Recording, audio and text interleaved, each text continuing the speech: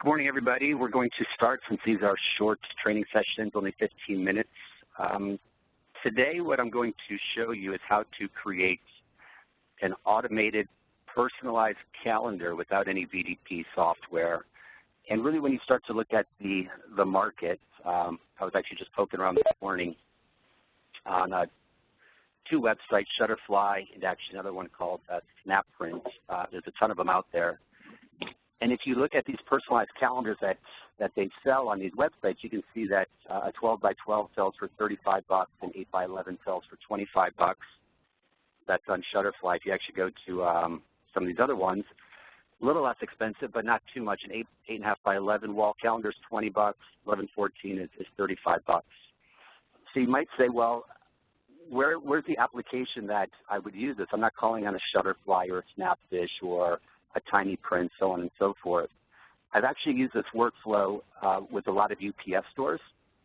And I know when you guys go out there and you look at these markets that you guys call on, think of a realtor that might want to create a customized calendar for their buyer, or maybe it's got pictures of the homes, or UPS stores, in addition to all the other stuff that they do. If they could easily create a one-click workflow, meaning all I need is somebody's images, and I'm going to one-click all of their JPEG images, and it's going to automate this entire workflow for me to make it easy for them. You have a huge selling advantage over the competition, and not just with UPS, but if you look at, I know there's a lot of agents on the phone also, if you look at churches or corporations or CRD environments that you guys are selling to, it's another application that might help you sell a production piece of equipment over an office MSP. If you just look at the financial benefits for one, I mean, a calendar is it's 7 sheets of paper, right? So you have two-sided color, and if you look at a typical paper cost, you're looking at, let's say, 5 cents a sheet. So you got 35 cents in paper, and then you have 7 sheets of paper, right? Or two-sided clicks, so you got 14 clicks times, let's say, 5 cents. So you got about another 70 cents in click charges. So your total cost to create one of these calendars is $1. And you can see how people are selling these for $20, $35. The problem that most people don't want to get into this, because if they don't have an easy way to do it, it can be pretty complicated. So I'm going to show you a one-click workflow on how we can actually do that. All you need is a folder full of JPEG images. So here's the calendar that I'm going to create. And we all have these on our phone or Android or our iPads or mini iPads or our computer, so on and so forth. Not only am I going to create a one-click calendar workflow, but I'm also going to color correct all of these images on the fly as well. You'll notice if I actually open up some of these images, this one's too light. Some of these images might be a little bit washed out. This one's too yellow. This one's got a yellow cast to it. This one's got a green cast to it, so on and so forth. So let me show you the workflow, and then I'll kind of walk you through what I did to actually set this workflow up. So I have a hot folder over here, and it's called JPEG Calendar and Christmas JPEG Calendar. With Fiery Freeform, you can actually have up to 100 different templates loaded on the Fiery at any one time. And now what I can do is just grab this entire folder, right-click on that folder, and download to JPEG Calendar. And that's it. And what this workflow is going to do, it doesn't matter if these JPEGs are 1218 or 1117. The workflow that I have set up, the first thing it's going to do when it hits the Fiery, it's going to color correct all those images. It's then going to grab a template that I have saved in Freeform, and these templates could be anything. Again, much like if you go back to a Shutterfly, they have a background template here. You could have any number of templates. I'll show you a calendar one that I created for a UPS store and how they're actually utilizing it. So these background templates can be anything. I'm also setting up the workflow to automatically place that JPEG in the center of the page that I want it to go.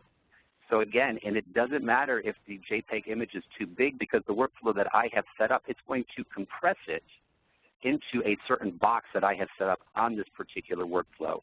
And then I'm using an imposition template to automatically impose it for me, do my fold, staple, trim, whatever else that you're actually going to do. So as Eddie Basson's here. What's that? This is Eddie. Oh, hey, how you doing? so you'll see that the job is actually done now. If I had a press, I could have printed this job. Let's actually open it up and look at it. I'll just go to preview here. And you'll see that this is imposed the way that I want. You can see all the images, the background layout. You can see that, actually let me open this up and I'll show you how it actually color corrected these images. Where's that one image? Let's see, 13 or 14, I think it is. So number 14. So let me open up my image viewer.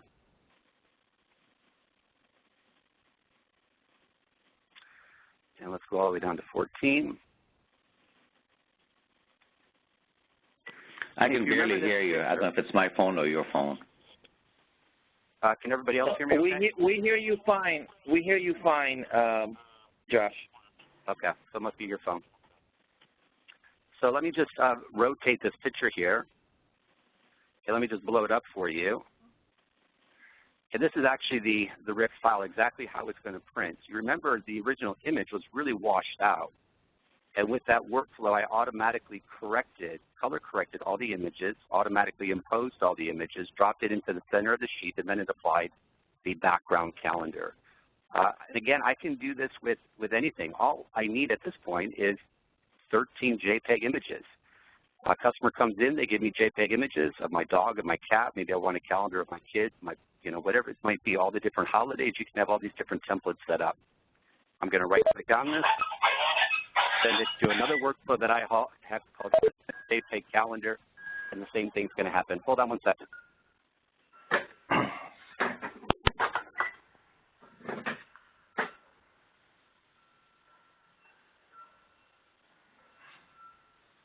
So again, when you're out there in these selling situations, whether you're calling on a UPS store, a real estate company, a corporate implant, a CRD, think of different applications that might help you move the needle, that might help you differentiate. I can demo this for you at any time. We can take the client's files.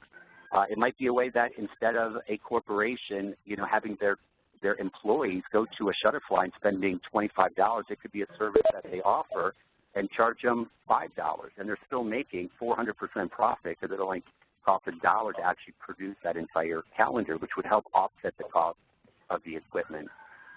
So how did I set that workflow up? Let me actually walk you through exactly what I did. First thing I did, I came over to the hop folder and I created a new hop folder. And I just called it whatever you want to call it, calendar or dog calendar, calendar dog. And then a location where I want that hop folder. In this particular case, I want the hop folder on my E drive. And what file am I going to send this to? I'm going to send it to my color press. What do I want to do when all those files hit and apply that workflow? I actually want it to process and hold. I could print and hold. And then what do I want to do? I want to come over here and click Define Job Properties.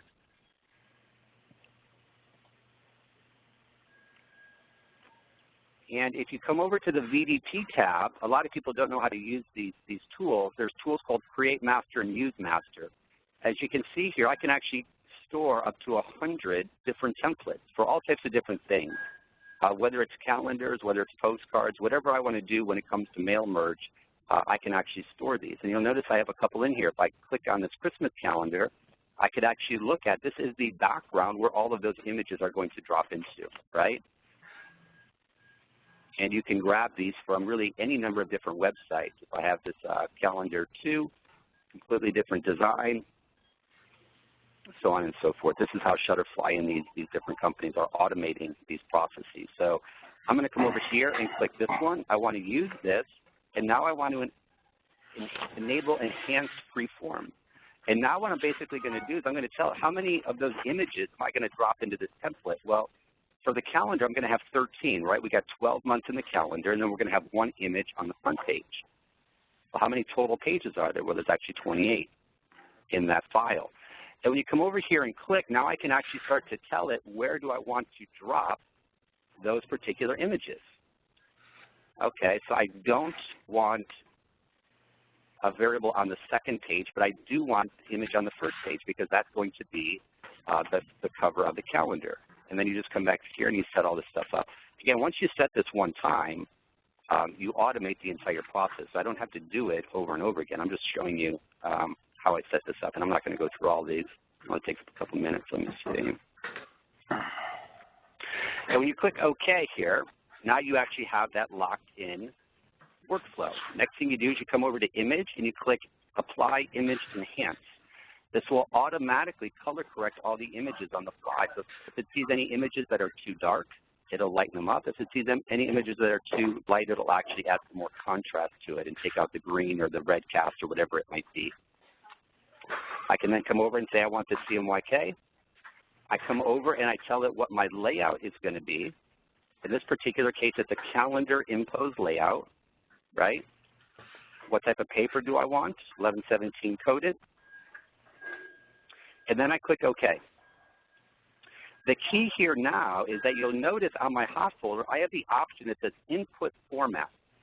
And if I come over here and click Edit, you can also use the same workflow. I sold this workflow to a lot of marketing companies and ad agencies that just want to do a quick proof on all of the images that they're going to be using for maybe a project. So what they might have is they might have, 20 or 100 different images that they created in Photoshop or some other type of application. And before they start adding them to InDesign or whatever layout program, they want to make sure that the colors are good, but they don't want to waste paper. So what they could do is they could grab those images and maybe gang them 4 up on one page so they're not wasting sheets of paper. And they could use that same workflow for a proofing workflow that I'm showing you here. The key is when I come over to Input Format, you'll notice I have this checkbox, say JPEG image, right? I'm now going to limit. So again, if the JPEGs are too big, that's fine because I'm going to restrict the JPEG to 4.7 inches. It's going to compress them. And now I'm going to come over here and push this as a landscape. And any JPEG that comes in, convert it to a PDF and then automatically merge those if submitted as a total folder, which is what I'm doing here. Once that's set up, you have your new calendar. And now I can come over here and right-click. And the one that I have set up is this Christmas calendar. And then let's see if it's printing.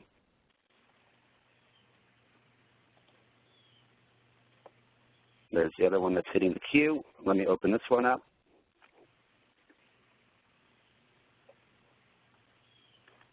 And this one has a different background than the other one, so you can see how versatile it can be.